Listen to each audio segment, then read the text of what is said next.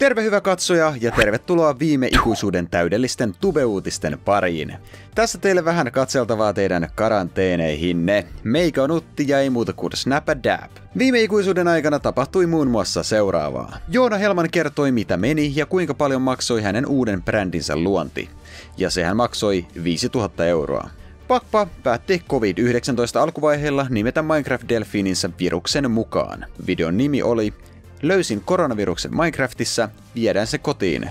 Pelataan Minecraftia, osa 65. Arttu Lindeman ja Jaakko Parkkali ostivat yhteensä 200 kappaletta 2 euron arpoja katsoakseen, kuinka paljon voittoja niistä todellisuudessa saa. Ja voittoja tuli yhteensä tasan 200 euroa, eli puolet arpojen hinnasta. Ronibackin 24 tunnin striimi 23.2. ei mennyt ihan odotusten mukaan. Roni meinaan päätti mennä kesken striimin nukkumaan, pitäkseen omien sanojensa mukaan omasta ja katsojensa terveydestä huolta. Hän nukkui 5,5 tuntia ja jatkoi sitten striimiä. Roniback kirjoitettiin myös Aku Ankkaan hahmoksi. Hahmo esiintyy nimellä Ronttipakki osana Tupetähti-tarinaa vuoden 2020 lehdessä numero 12. Niko ja Santtu muuttivat valtavaan omakotitaloon muutaman muun sosiaalisen median vaikuttajan kanssa. Heidän kanssaan talossa asuvat Mona kanavalta Mona Ilona, Ella ja Helmi kanavalta Ella ja Helmi sekä Veetu ja Katja TikTok-tililtä Veetu Katja. Porukka kutsuu taloa vissin meemitaloksi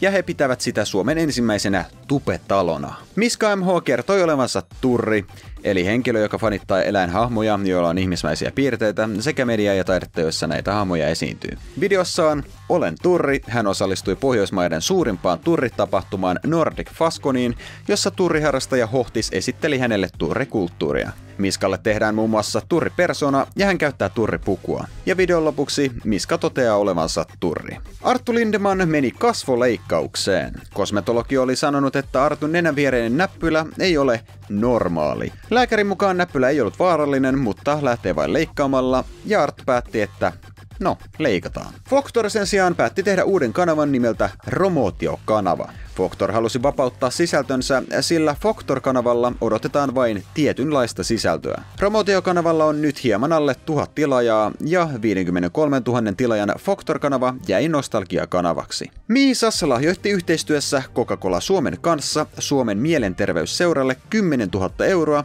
jotta Sekaisin Chat saa yhden ylimääräisen työntekijän kesällä. Kun taas 6. kerros osallistui Suomen suurimpaan opiskelijatapahtumaan Pikkulaskiaisiin Turussa yhteistyössä Foodoran kanssa. Tapahtumassa lasketaan itse kyhätyillä vempeleillä mäki alas ja tuomaristo antaa suorituksesta pisteitä. 6. kerroksen vempele oli pinkki vanerilaatikko, joka ohjausjärjestelmän puuttuessa lämäytti kovalla vauhdilla mäen sivuseinämään heittäen pojat pitkin mäkeä. VVn silmäkulma aukesi, mutta tikkejä ei tarvittu ja muuten isoimmalta vahingoilta vältyttiin. Jesse Pynnönen teki piispan munkin syönnin maailman ennätyksen 25 munkkia 30 minuutissa. Sen sijaan Jaakko Parkkali oli mukana Farmi Suomi televisio-ohjelmassa. Ja ensimmäisessä jaksossa hän potkaisi vahingossa Anu Saagimia päähän. Ohjelma pyörii tällä hetkellä 4. Jaakko on tehnyt jokaisesta jaksosta myös reagointivideon ja toisen jakson lopussa BP Niko sanoo lähtiessään: "Jaakko, me tehdään se kun me nähdään. Hehe." Tähän Jaakko selittää: "Sanotaan näin, että me ollaan Nikonkaan molemmat avoimia ihmisiä. Sanan jokaisessa merkityksessä, niin te tiedätte kyllä." Ja 3. reagointivideossa Jaakko vielä lisää, että jos Niko olisi ollut pidempään tuolla ja me oltais päästy useammin saunaan, niin olisi voinut olla heitetty löylyy muualle kuin kiukalle. Jokainen tulkitkoon itse mitä Jaakko tarkoittaa. Pastorifik kosi tyttöystäväänsä Kirsiä päivämäärällä 02022020. Hän järjesti Kirsille pakohuonetyyppisen arvoitustehtävän, jonka lopussa hän kosi. Ja Kirsi vastasi kyllä. Pastorifik teki myös pelikanavan Pastorifik Play ja Discordin seuraajilleen. Myös Ville Mäkipellolla on nyt Discord. Miska MH julkaisi musiikkivideon Hard Kikkeli melkein 2 miljoonan näyttökerran lähes legendaarisen Kulli Kikkeli-biisinsä 5-vuotispäivän kunniaksi. A-lapsetkin julkaisivat musiikkivideon, jonka nimi on Tilaa meille vene.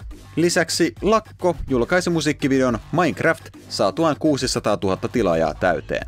Viimeisenä Tupe Tourin, kuten monen muunkin tapahtuman, piti olla tänä keväänä, vaan kuinkas kävikään, eräs virus iski ja kaikki tapahtumat peruttiin koko keväältä ihan hallituksen tasolta. Tupe Tour ehti käydä vain parissa paikassa ja loput paikat siirrettiin syksyyn.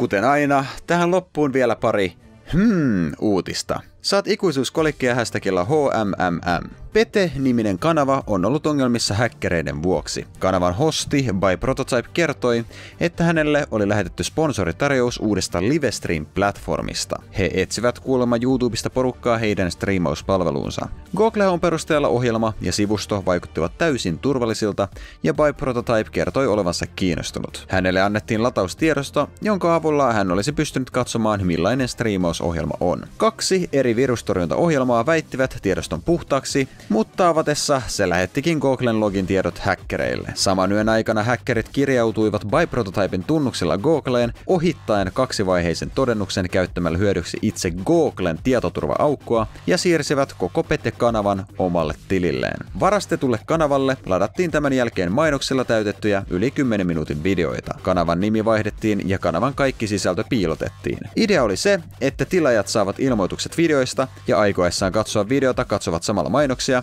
mutta satunnaiset ihmiset eivät pääse ilmoittamaan kanavaa YouTubelle. Ajankohta oli marras-joulukuussa nimenomaan siksi, koska silloin mainoksista saa YouTubessa eniten rahaa. Häkkäreiden piti siis ilmeisesti ottaa nopeat rahat ja sen jälkeen poistattaa kanava.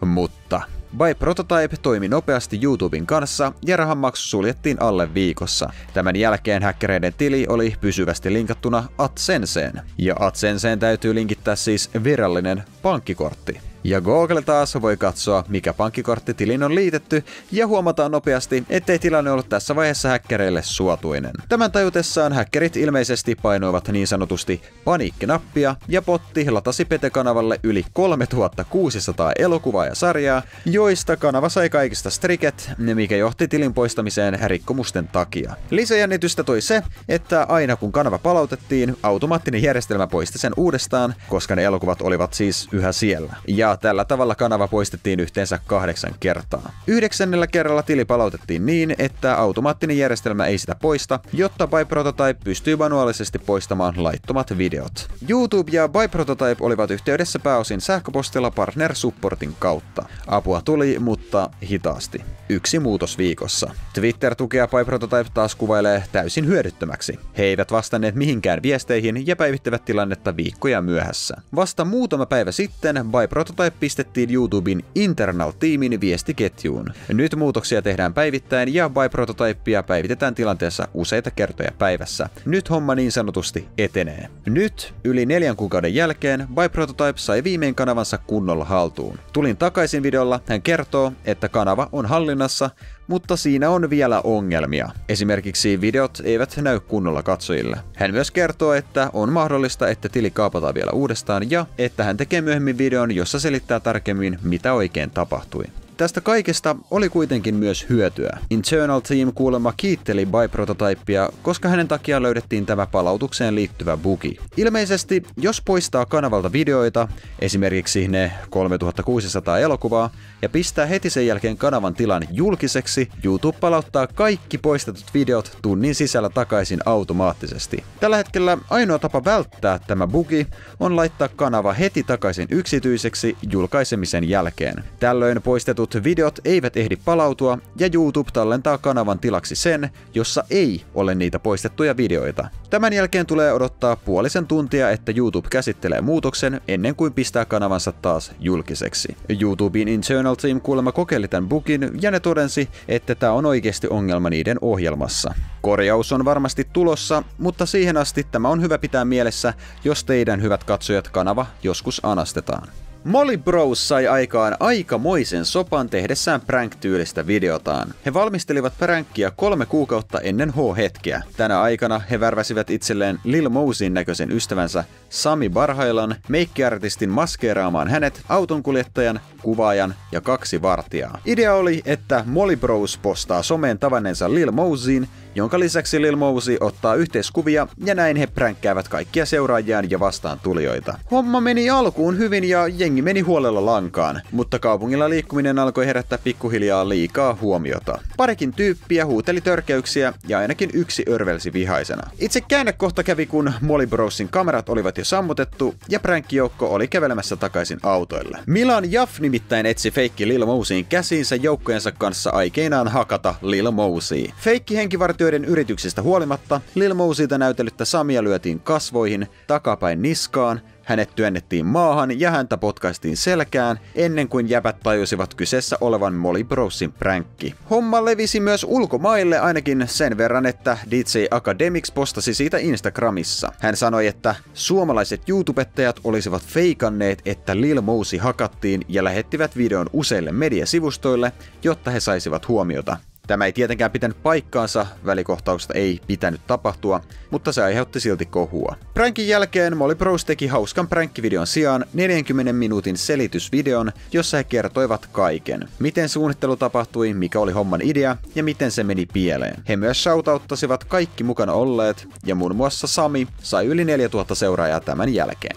Laappavika Rauski ja herbalisti Juuso pohtivat kissojensa poisantoa. Rauski kertoi livestreamissään hänen silmän vieressään olevan arpensa olevan hänen kissansa Pipan raapaisema. Rauski sanoi, että Pipasta on tullut sellainen kissa, joka tekee mitä haluaa, ja erinäisiä ongelmia on ollut jo jonkin aikaa. Hän kokee, että Pipa ei enää ole se kissa, joka se aluksi oli. Että Pipasta on tullut omien sanojensa mukaan vitun rääpäle, ja se harmittaa Rauskia suunnattomasti. Rauski ja Julia muuttavat myös yhteen, jolloin taloon tulee uusi kissa. Rauski sanoikin miettivänsä hartaasti Pipan antamista eteenpäin. Herbalisti on taas pohtinut kissansa Sansan poisantoa hieman eri syistä. Omien sanojensa mukaan ympäri maailmaa työn ja vapaa-ajan takia poukkoileva herbalisti asuu yksin kissansa kanssa, joten hoitajan saaminen tuottaa ongelmaa. Hän on myös jättäytynyt Sansan takia pois jutuista, mikä harmittaa herbalistia. Hänestä tuntuu, että olisi molemmille osapuolille parempi, jos se olisi perheessä, jossa olisi aina ihminen läsnä.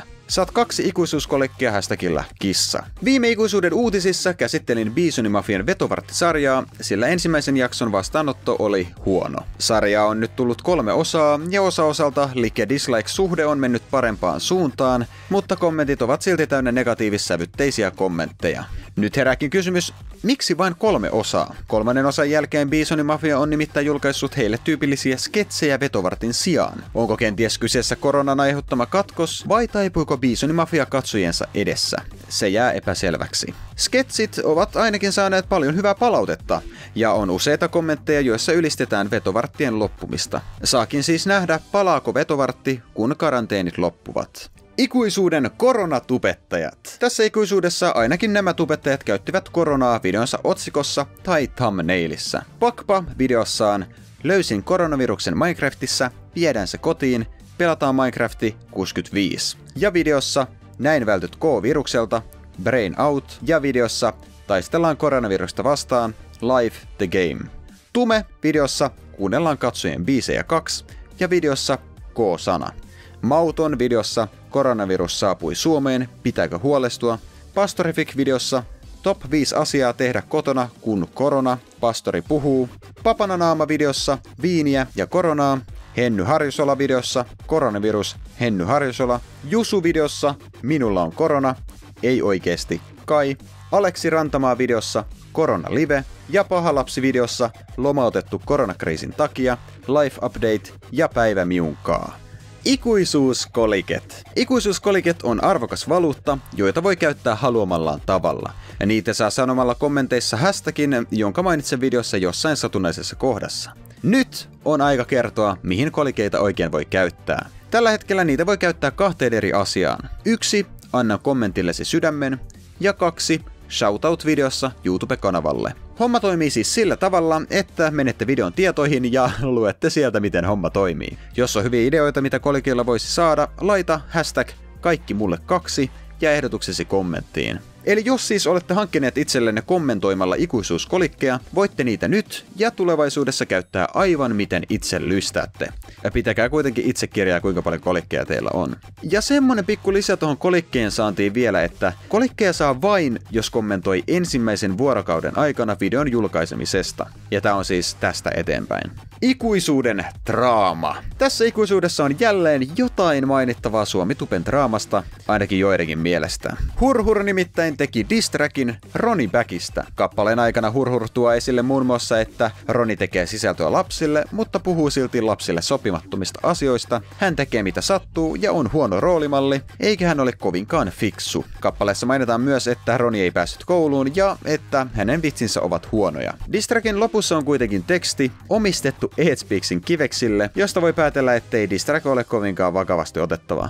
No, ilmeisesti jotkut ovat eri mieltä, sillä diss-trackin kommenttiosiassa on useita kommentoijia, jotka ovat ottaneet diss-trackin tosissaan. Saa nähdä, tekeekö Roni minkäänlaista diss-trackia vastaukseksi vai ei. Aikaisemmassa ikuisuudessa on ollut puhe Matukan ja Novan välisestä pikku beefistä. Voitte mennä katsomaan nämä jaksot tuolta ylhäältä. Lyhyesti, Matukka teki Suomitubesta diss-trackin, joka innoitti Novaa tekemään diss-trackin Matukasta. Novan diss-track otettiin alas, koska se oli kuvattu kielletyllä alueella, ja tästä Nova ja Mauton syyttivät Matukkaa. Nyt kuitenkin Nova on uudelleen ladannut Niskalaukaus-nimisen diss-trackinsä ilman musiikkivideota. Ja se on oikeastaan tää uutinen, linkki videon tiedoissa. Ikuisuuden kivat videot ovat loistava vastapaino draamalle. Ne ovat tällä kertaa seuraavanlaisia. Aleksi Rantamaa teki hyvän henkilökuvan Spede Pasasesta, kun taas Sillis teki hassun videon, ja Juufin teki Älä itke remixin. Viime ikuisuuden täydelliset tube-uutiset olivat tällä kertaa tällaiset. Tossa on edellisten ikuisuuksien uutiset, ja pistäpä peukku ylös, jos tykkäsit, kerro kaverille ja ehdottomasti tilaa kanava. Tiedätkö sä jonkun mehukkaan uutisen? Kerro siitä kommenteissa ja se saattaa päätyä videolla. Voi myös Twitterissä pistää yksityisviestiä. Ensi ikuisuuteen, Snap a Dap!